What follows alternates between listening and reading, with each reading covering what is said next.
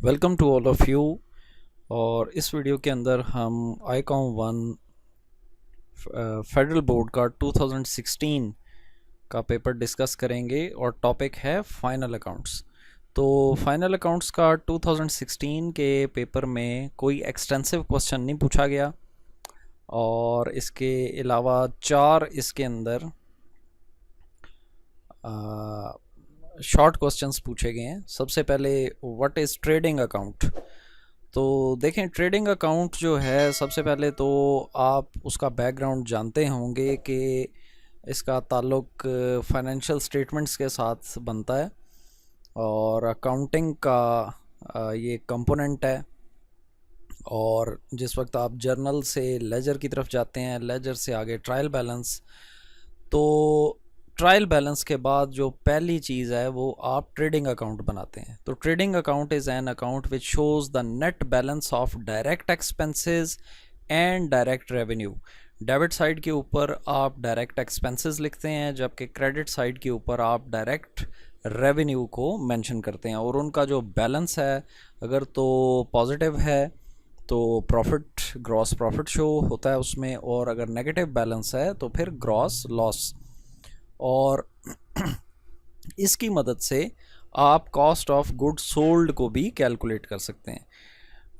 दूसरा जो क्वेश्चन है वो है जी, what do you mean by prepaid expenses. तो देखें, प्रीपेड एक्सपेंसेस जो हैं, पहली बात तो ये है कि प्रीपेड एक्सपेंसेस आपके लिए एसेट कंसिडर किए जाते हैं। और प्रीपेड एक्सपेंसेस वो एक्सपेंसेस हैं जो कि अभी वो एक्सपेंसेस एक्चुअल हुए नहीं, लेकिन आपने एडवांस में पे कर दिए हैं। नॉर्मली आप देखें कि आप रेंट एडवांस में दे देते हैं और इंश्योरेंस इसके अलावा वो एडवांस के अंदर आप पे कर देते हैं।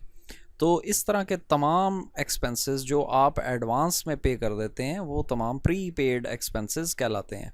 और इनकी ट्रीटमेंट ये है कि आप trading profit and loss account के अंदर अगर तो डायरेक्ट एक्सपेंस है तो डायरेक्ट एक्सपेंस में से आप इनको माइनस कर देते हैं। अगर वो इनडायरेक्ट एक्सपेंस है तो आप इनडायरेक्ट एक्सपेंस में से उसको माइनस कर देते हैं, और वो अमाउंट जो है वो आप बैलेंस शीट में एसेट साइड के ऊपर प्लेस करते हैं। तो थर्ड क्वेश्चन है जी आपका, define accrued revenue. Accrued revenue वो रेवेन्यू है कि जिसमें आप सर्विसेज या गुड्स तो प्रोवाइड कर देते हैं, लेकिन आपको उनके बदले जो अमाउंट मिलनी थी वो अभी तक नहीं मिली। तो accrued revenue is a revenue which is earned but not yet received.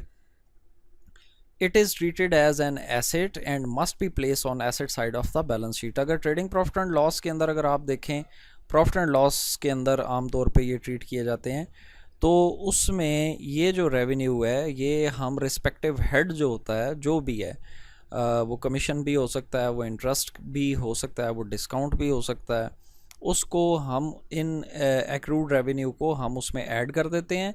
और ये जो एक्रूड रेवेन्यू की अमाउंट है उसको हम एसेट के अंदर प्लेस कर देते हैं बैलेंस शीट में। उसके बाद है जी, what do you mean by depreciation of an asset. तो सिंपल सी बात है कि depreciation of an asset is a wear and tear value of fixed tangible asset over the period of time due to deterioration of that asset। किसी भी fixed asset के अंदर, fixed tangible asset के अंदर, जिस वक्त उसमें वक्त गुजरने के साथ साथ टूट फूट का अमल आता है और जिसकी वजह से उसकी वैल्यू डिटेरियोरेट होती है, तो उसको हम डेप्रिसिएशन बोलते हैं। ये याद रखिएगा, ये इनटेंजिबल एसेट के ऊपर जो इसकी वीर एंड टीयर वैल्यू है वो डेप्रिसिएशन नहीं, बल्कि उसको हम अमोर्टाइजेशन कहते हैं। और इसी तरह नेचुरल रिसोर्स जो है वो भी वक्त के साथ साथ कम होता है, तो उसको हम डिप्लेशन कहते हैं। तो डेप्रिसिएशन जो है ये स्पेसिफिक है फिक्स्ड टेंजिबल एसेट के साथ। उसके बाद जो इसके एमसीक्यूज़ हैं, इसके अंदर कुछ 5-6 एमसीक्यूज़ पूछे गए हैं। All those expenses which are due but not yet paid are called outstanding expenses. ऐसे तमाम एक्सपेंसेस जो कि ड्यू हो चुके हैं, जिनके अगेंस्ट आप सर्विसेज आप ले चुके हैं लेकिन अभी तक आपने वो अमाउंट पे नहीं की, तो वो आउटस्टैंडिंग एक्सपेंसेस हैं। और उसके बाद सेकंड एमसीक्यू है, withdrawal of goods by the owner of for his personal use must be credited to. देखें, ये हम जनरल लेजर ट्रायल बैलेंस के अंदर हम इनको डिस्कस कर चुके हैं कि ऐसे तमाम गुड्स जो ऑनर अपने ज़ाती इस्तेमाल के लिए यूज़ करता है, तो फर्स्ट ऑफ ऑल तो उसकी जर्नल एंट्री आपको पता होनी चाहिए, drawing account to purchases account. अगर कैश विड्रॉ करे तो drawing account to cash account, तो मस्ट बी क्रेडिटेड टू, तो परचेज अकाउंट क्रेडिट होगा। Provision for bad debts should appear in the balance sheet as, तो ये प्रोविजन ऑफ बैड डेट की हम फाइनल अकाउंट्स के जो न्यूमेरिकल क्वेश्चंस हैं उनके अंदर हम बड़ी दफ़ा इनकी ट्रीटमेंट कर चुके हैं। ये हमेशा डिडक्ट होते हैं, न्यू प्रोविजन हमेशा डिडक्ट होती है सन्डी डेटर्स में से, तो are deduction from debtors. Drawings are deducted from, obvious सी बात है, ड्राइंग का मतलब ही ये है कि कैपिटल का रिड्यूस होना, यानी ऑनर जिस वक्त अपने ज़ाती इस्तेमाल के लिए कोई चीज़ डिडक्ट करता है बीच में से, या पैसा डिडक्ट करता है, तो उसको ड्राइंग कहते हैं, तो वो हमेशा डिडक्ट होते हैं कैपिटल से। Goodwill, patent, copyright and trademark are, ये तमाम अभी डिस्कस हो चुका है कि ये इनटेंजिबल एसेट्स हैं, ये नॉन फिजिकल एसेट्स हैं और ये इनटेंजिबल एसेट्स हैं। Which one of the following is direct expense, custom duty, wages, carriage, तो ये तमाम के तमाम डायरेक्ट एक्सपेंसेस हैं। तो ये था पेपर 2016 का। 2016 सप्लीमेंट्री का जो पेपर है, इसके अंदर first of all extensive question इसके अंदर गिवन है, और आपने ऑब्वियसली बनाना होगा trading profit and loss account और बैलेंस शीट। तो एज़ यूजुअल हम स्टार्ट लेंगे जी एडजस्टमेंट से। तो इसके अंदर बार बार तकरीबन हर पेपर में मैं आपको सजेस्ट करता हूँ कि आप trading profit and loss account और बैलेंस शीट का फॉर्मेट पहले से बना लिया करें, और वन बाय वन सबसे पहले स्टार्ट लें एडजस्टमेंट से। तो एडजस्टमेंट्स आम तौर पे हमेशा दो जगह पे ट्रीट होती हैं। सबसे पहले क्लोजिंग स्टॉक है, तो क्लोजिंग स्टॉक एक तो ट्रेडिंग अकाउंट की क्रेडिट साइड के ऊपर, रेवेन्यू साइड के ऊपर, डायरेक्ट रेवेन्यू साइड के ऊपर आ जाएगा ये 42,000, और दूसरे नंबर पर ये बैलेंस शीट में एसेट साइड के ऊपर ट्रीट होगा। तो ये इसकी दो प्लेसेस के ऊपर इसको हम ट्रीट करते हैं। उसके बाद नेक्स्ट आगे चलते हैं, तो अगली चीज़ है जी सैलरीज आउटस्टैंडिंग ₹300, वेजेस आउटस्टैंडिंग ₹500। हम ऊपर आई थिंक MCQs वगैरह में भी ये बात डिस्कस कर चुके हैं कि जो एक्सपेंसेस हैं उसका जो आउटस्टैंडिंग है, एक तो वो उस एक्सपेंस में ऐड हो जाता है, और चूंकि वो हमने अभी तक पे नहीं किया होता, सो ये हमारे ऊपर लाइबिलिटी भी होती है। तो ये दूसरी प्लेसमेंट इसकी लाइबिलिटी साइड के ऊपर चली जाएगी। तो एक तो सैलरीज हमारे लिए इनडायरेक्ट एक्सपेंस है, तो 300 उसमें ऐड हो जाएगा, और वेजेस हमारे लिए डायरेक्ट एक्सपेंस है 500 उसमें ऐड हो जाएगा। उसके लिए आपको देखना पड़ेगा कि ट्रायल बैलेंस में सैलरीज कितनी गिवन है। तो ट्रायल बैलेंस में जैसा कि आप देख रहे हैं कि सैलरीज 3300 गिवन है, और वेजेस जो हैं वो 1500 गिवन है।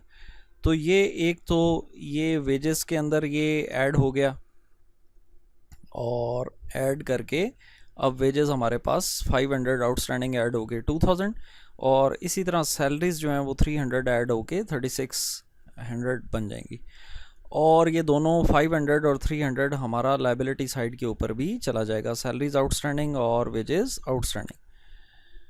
उसके बाद यानी कि हमने सेकंड एडजस्टमेंट जो है ये भी क्लियर कर चुके हैं हम। उसके बाद अनएक्सपायर्ड इंश्योरेंस, अनएक्सपायर्ड या प्रीपेड एक ही बात है, और ये भी हम प्रीवियस पेपर में डिस्कस कर चुके हैं 2016 में कि प्रीपेड जो एक्सपेंस है वो क्या है। तो प्रीपेड एक्सपेंस आपके लिए एसेट है, और इसको हमेशा हम एक्सपेंस में से माइनस कर देते हैं, यानी कि हमने वक्त से पहले ये पे कर दिया है। तो ये अनएक्सपायर्ड इंश्योरेंस जो है ये है 50, और इंश्योरेंस देखनी पड़ेगी हमें, ये 200 इधर गिवन है। तो एक तो इंश्योरेंस आपका इनडायरेक्ट एक्सपेंस है, तो इस 200 में से हम इसको माइनस कर देंगे 50 को, और रिमेनिंग रह जाएगा जी 150, और ये 50 आपका एसेट है जब तक ये वैल्यू कंज्यूम नहीं होती, और ये प्रीपेड इंश्योरेंस या अनएक्सपायर्ड इंश्योरेंस एसेट साइड के ऊपर आ जाएगा। तो 3 एडजस्टमेंट्स हम कवर कर चुके हैं। चौथी एडजस्टमेंट आ गई, depreciate plant by 10% and furniture bye 15%। Expense है ये, और ये हम एक्सपेंस कैलकुलेट करके इनडायरेक्ट एक्सपेंस में हम लिखेंगे प्रॉफिट एंड लॉस में, और प्लांट और फर्नीचर एसेट हैं, और ये इधर हम एसेट साइड के ऊपर बुक वैल्यू लिखेंगे। बुक वैल्यू से मुराद ये है कि हम ये डेप्रिसिएशन माइनस करके लिखेंगे। तो सबसे पहले तो प्लांट और फर्नीचर की हम वैल्यू देख लेते हैं कि क्या है। प्लांट है हमारे पास 10,000 का, और फर्नीचर जो है ये हमारे पास है 2,000 का। तो सबसे पहले तो इसकी डेप्रिसिएशन कैलकुलेट करते हैं जी प्रॉफिट एंड लॉस में। तो डेप्रिसिएशन ऑन प्लांट 10%, 10,000 का 1,000 बन जाएगा, और इसके बाद फर्नीचर की डेप्रिसिएशन 15%, 2,000 की 300 बन जाएगी। और एसेट साइड के ऊपर हम इनकी बुक वैल्यूज़ लिखेंगे। बुक वैल्यूज़ का मतलब ये होता है कि जिस वक्त हम उनकी वैल्यू में से हम जिस वक्त हम डेप्रिसिएशन माइनस कर लेते हैं तो ये बुक वैल्यू आ जाएगी। उसके बाद ये भी आपकी एडजस्टमेंट कवर हो चुकी है। अब आ जाता है जी write off 1,000 as bad debts and create reserve for bad debts 5%। Very important adjustment, और ये मैं हर वीडियो के अंदर आपको कहता हूँ कि इसका फार्मूला ज़रूर अप्लाई किया करें। अगर आप फार्मूला अप्लाई करने के आदी हो जाएंगे तो ये मोस्टली मिस्टेक इसी में आती है, और जिस वक्त आप फार्मूला आदी हो जाएंगे उसको फॉलो करने के तो फिर ये मिस्टेक नहीं आएगी। तो फार्मूला क्या है जी, प्रॉफिट एंड लॉस के अंदर फार्मूला है इसका bad debts add right of add new provision less old provision, जिसमें से बैड डेट्स और ओल्ड प्रोविजन आपको ट्रायल बैलेंस से मिलेगी, जबकि राइट ऑफ और न्यू प्रोविजन आपको एडजस्टमेंट से मिलेगी। तो ये आ जाता है जी इसका formula, bad debts add right of add new provision less old provision. तो बैड डेट्स और ओल्ड प्रोविजन ये दोनों आपको मिलेगी ट्रायल बैलेंस से। तो ट्रायल बैलेंस में अगर देखें तो बैड डेट्स यहाँ पर कहीं पे भी नहीं गिवन, तो ज़ीरो कर देंगे हम उसको, जबकि ओल्ड प्रोविजन गिवन है, क्रेडिट बैलेंस के अंदर लिखी होती है ये हमेशा। तो ये आपकी ओल्ड प्रोविजन मौजूद है, जबकि बैड डेट्स ज़ीरो हैं। तो bad debts zero, old provision minus में होती है तो -500। अब आते हैं जी राइट ऑफ, तो राइट ऑफ गिवन है ये 1,000, और जो न्यू प्रोविजन है इसके बारे में कहा गया जी 5% ऑफ सन्ड्री डेटर्स। तो ये अगर ना भी गिवन हो तो हमेशा सन्ड्री डेटर्स के ऊपर ही होती है जब तक कि वो खुद कुछ और मेंशन ना कर दे। तो डेटर्स हैं जी 9,000। अच्छा 9,000, अब इसको थोड़ा सा थ्योरेटिकली भी समझ लें। 9,000 से क्या मुराद है? डेटर्स से मुराद ये है कि ये वो लोग हैं जिन्होंने आपका 9,000 रुपीज़ देना है, और राइट ऑफ जो है ये वो पैसा है जो आपने वेव ऑफ कर दिया है, आपने छोड़ दिया है लेना, यानी आपने सादा लफ्ज़ों में बात की जाए तो आपने माफ़ कर दिया है। तो इसका मतलब है कि फिर बैड डेट्स तो फिर सन्ड्री डेटर्स अब 9,000 नहीं बल्कि 8,000 रहेंगे। तो यही वजह है कि हम न्यू प्रोविजन कैलकुलेट करेंगे। सबसे पहले राइट ऑफ आपने फार्मूला में पुट कर दिया, और 9,000 माइनस 1,000 का 5% 400, तो एड लेस करने के बाद आपके पास ये बैड डेट्स आ जाएंगे 900। अब हम चलते हैं जी कि एसेट साइड पे बैलेंस शीट की इसकी ट्रीटमेंट क्या है। तो एसेट साइड में हमेशा याद रखें सन्ड्री डेटर्स में से राइट ऑफ और न्यू प्रोविजन दोनों लेस हो जाती हैं। तो सन्ड्री डेटर्स में से राइट ऑफ 1,000 और न्यू प्रोविजन 400 माइनस हो गई, और रिमेनिंग आपके पास रह गया 7,600। इसको भी सादा लफ्ज़ों में अगर डिस्कस किया जाए तो क्या था कि प्रीवियस ईयर के मुताबिक आपको लोगों ने 9,000 रुपये देना था, जिसमें से 1,000 रुपये आपने छोड़ दिया, तो रिमेनिंग कितना रह गया 8,000। 8,000 में न्यू प्रोविजन का मतलब ये है कि आपको ये इस साल आपने एस्टीमेट लगाया कि 400 मिलने का इम्कान नहीं है। तो इसका मतलब ये हुआ कि अब आपका जो सन्ड्री डेटर्स हैं वो हैं 7,600। तो ये आपकी सबसे पहला जो स्टेप है, एडजस्टमेंट्स आपकी हो चुकी हैं पूरी। जिस वक्त आप ये पूरी कर चुके हैं तो अब इसकी टेंशन नहीं है, आपको कहीं पे भी इसकी मिस्टेक नहीं आएगी क्योंकि ये आप कवर कर चुके हैं। अब आ जाएं one by one trial balance पे। तो ट्रायल बैलेंस और एडजस्टमेंट्स में ये फ़र्क होता है, ट्रायल बैलेंस हमेशा एक जगह पे ट्रीट होगा। ओपनिंग स्टॉक ये आपको आहिस्ता आहिस्ता आपकी जिस वक्त प्रैक्टिस बन जाएगी तो आपको क्वेश्चन देखते ही आपको क्वेश्चन सॉल्व करने से पहले पता लग जाना चाहिए कि ये कहाँ कहाँ पे इनकी ट्रीटमेंट आएगी। जैसे कि देखें डेबिट बैलेंस और क्रेडिट बैलेंस। डेबिट बैलेंस किस किस का होता है, जनरल लेजर ट्रायल बैलेंस में भी डिस्कस कर चुका हूँ मैं। डेबिट बैलेंस हमेशा एसेट्स का या एक्सपेंसेस का होता है। तो या तो ये एसेट हैं और या ये एक्सपेंस हैं। जो क्रेडिट बैलेंस है ये तीन चीज़ों का हो सकता है, कैपिटल का, लाइबिलिटीज़ का और रेवेन्यू का। तो हम देखते हैं one by one. Opening stock trading में डेबिट साइड के ऊपर आ जाएगा। डेबिट साइड याद रखें हमेशा एक्सपेंस की होती है, चाहे ट्रेडिंग हो चाहे प्रॉफिट एंड लॉस। तो ओपनिंग स्टॉक जो है ये हमेशा ट्रेडिंग में डेबिट साइड के ऊपर आ जाएगा। तो ये ट्रेडिंग में डेबिट साइड के ऊपर हमने लिख दिया जी ये 3000 30,000। उसके बाद आ जाए जी एडवर्टाइजमेंट। एडवर्टाइजमेंट जो है ये इनडायरेक्ट एक्सपेंस है, तो ये प्रॉफिट एंड लॉस में डेबिट साइड के ऊपर आ जाएगा। ये आ गया 7,000। उसके बाद आगे चलें जी, तो आगे आपके पास जी फैक्ट्री रेंट 1,000 रुपी। अब जो फैक्ट्री रेंट है ये आपके लिए डायरेक्ट एक्सपेंस है, यानी कि ये आपका एक्सपेंस फैक्ट्री के ऊपर आप इसका रेंट पे कर रहे हैं। अगर ये ऑफिस रेंट होता तो वो इनडायरेक्ट एक्सपेंस था। जहाँ पे भी आपकी चीज़ मैन्युफैक्चर हो रही है या जहाँ पे आप फर्दर आगे चीज़ें सेल करने के लिए एक जगह से लेके दूसरी जगह पे सेल करने के लिए आप ला के रखते हैं, उस ला के रखने तक के एक्सपेंसेस आपके डायरेक्ट एक्सपेंसेस हैं। तो ये 1,000 इधर आ गया। कैरेज इनवर्ड ये आपका डायरेक्ट एक्सपेंस है। कैरेज इनवर्ड यानी ट्रेडिंग के लिए आपने चीज़ें बाय की अपने मुल्क से या किसी दूसरे मुल्क से और उसको अपनी फैक्ट्री तक लाने में आपका इनवर्ड, अगर कैरेज सिर्फ कैरेज भी लिखा होता तो फिर भी डायरेक्ट था।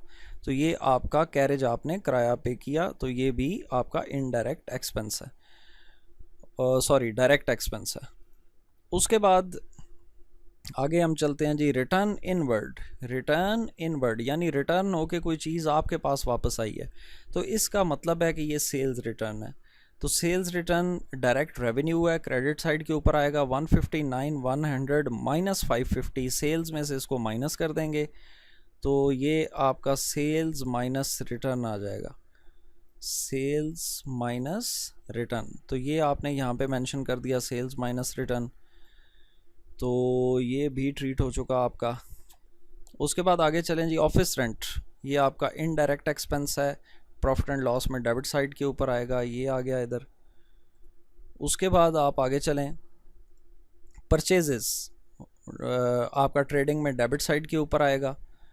अच्छा, ट्रेडिंग में डेबिट साइड के ऊपर जिस वक्त आएगा तो इसकी रिटर्न ज़रूर चेक कर लें। रिटर्न आउटवर्ड यानी परचेज़ की हुई चीज़ आउटवर्ड गई है वापस होके, तो ये परचेज़ में से माइनस हो जाएगा।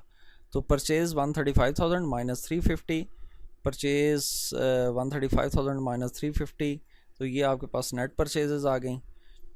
उसके बाद आगे चलें जी बिल रिसीवेबल कैश, ये दोनों आपके एसेट हैं और ये बैलेंस शीट में एसेट साइड के ऊपर आ जाएंगे। बिल रिसीवेबल और कैश, ये कैश आ गया जी आपके पास और ये आपके पास आ गया बिल रिसीवेबल। उसके बाद आप आगे चलें तो जनरल एक्सपेंसेस, ये आपके एक्सपेंस है, इनडायरेक्ट एक्सपेंस है, तो प्रॉफिट एंड लॉस में डेबिट साइड के ऊपर आ जाएगा। 800 जनरल एक्सपेंसेस यहाँ पे मेंशन हो गए। उसके बाद आया जी ड्राइंग्स। ड्राइंग्स हमेशा कैपिटल में से लेस होती हैं, बहुत दफ़ा डिस्कस हो चुका है। इसके लिए कैपिटल भी आपको लिखना पड़ेगा लायबिलिटी साइड पे। तो capital obviously assets equals to liabilities plus owners equity और कैपिटल, तो ये कैपिटल लेस ड्राइंग्स यहाँ पर आ गई।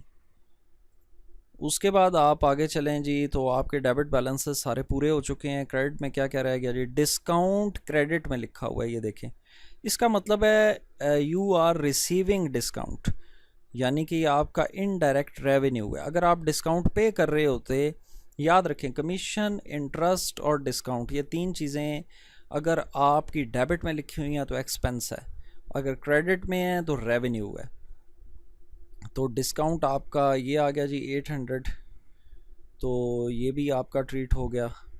उसके बाद bills payable, liability, sundry creditors, जिन लोगों को आपने पैसे पे करने हैं, ये दोनों आपकी लायबिलिटीज़ हैं। तो बिल्स पेएबल और सन्ड्री क्रेडिटर्स ये आगे जी दो। अब आखिरी स्टेप, बस आपने अब प्रॉफिट कैलकुलेट करना है। सबसे पहले ये रेवेन्यू साइड बड़ी है 2000550 और डेबिट साइड आपकी 32400 शॉर्ट है, तो ये आपका ग्रॉस प्रॉफिट आ गया। इसको ट्रांसफ़र करेंगे हम प्रॉफिट एंड लॉस में क्रेडिट साइड के ऊपर, और फिर इसका बैलेंस यानी कि अब आपके पास इनडायरेक्ट रेवेन्यू जो है वो है 33200 और ये तमाम एक्सपेंसेस माइनस करके 18750 आपका प्रॉफिट है। ये प्रॉफिट आपका कैपिटल में ऐड हो जाएगा और ये ऐड होने के बाद आप डेबिट और एसेट और लायबिलिटी साइड टोटल करेंगे तो ये बराबर आएगी। तो ये था जी फाइनल अकाउंट का क्वेश्चन। आगे आ जाएं जी, तो इसके 3 शॉर्ट क्वेश्चंस हैं। What is meant by return outward अभी डिस्कस कर चुके हैं। रिटर्न आउटवर्ड परचेज रिटर्न को बोला जाता है। All the goods those are return to seller due to any fault और any other reason are called return outward or purchase return, and it must be subtracted from purchase. Write an adjusting journal entry for prepaid expenses. याद रखें prepaid expense आपके लिए क्या है, asset है। तो asset का फेवरेबल बैलेंस क्या होता है, डेबिट, और डेबिट में आप प्रीपेड एक्सपेंस लिख देंगे, क्रेडिट में सिर्फ एक्सपेंस। अगर उस चीज़ का नाम मेंशन होता यहाँ पे कि इंश्योरेंस है या क्या है तो हम वो मेंशन कर देते। फिर आगे differentiate between direct and indirect expenses अभी ऊपर डिस्कस भी हम कर चुके हैं। Direct expenses all those expenses directly related to producing goods or providing services are called direct expenses and placed on debit side of trading account। और जितने expenses जो हैं जो कि ऑपरेशनल हैं, यानी उनका ताल्लुक कोई गुड्स प्रोड्यूस करने से नहीं है या ट्रेडिंग से नहीं है, वो तमाम के तमाम इनडायरेक्ट एक्सपेंसेस हैं। All those expenses related to operation of the business और related indirectly to sales and administration are called indirect expenses and placed on the debit side of profit and loss account. Expenses चाहे direct हैं चाहे indirect हैं, debit side के ऊपर आएंगे। इसी तरह रेवेन्यूज़ चाहे डायरेक्ट हैं चाहे इनडायरेक्ट हैं, वो आपके क्रेडिट साइड पे। जो इसके MCQs हैं, all those things which are purchase for resale purpose are called, simple is that goods बोला जाता है उनको जो रीसेल पर्पज़ के लिए आप बाय करते हैं। Assets which have no physical existence are called intangible assets, जिनकी कोई फिजिकल एग्जिस्टेंस ना हो उनको हम इंटेंजिबल बोलते हैं। ऑलरेडी डिस्कस हो चुका है ये। अब प्रीपेड एक्सपेंस अभी डिस्कस हुआ है, एसेट है आपके लिए। स्टॉक एंड ट्रेड इज़ आपका, स्टॉक आपके लिए क्या है, एसेट है। और इसी तरह net profit is equals to gross profit minus expenses. अभी हमने ये इधर कैलकुलेट किया है नेट प्रॉफिट, तो ये आपका क्या है, ग्रॉस प्रॉफिट साइड है और ये आपकी एक्सपेंसेस हैं जितने भी, तो gross profit minus expenses equals to net profit. तो ये था जी 2016 सप्लीमेंट्री का पेपर। If you want more videos, please subscribe. Make sure to subscribe my channel, like, share and comment on the video. Until the next video, take care of yourself and other persons around you. Thank you.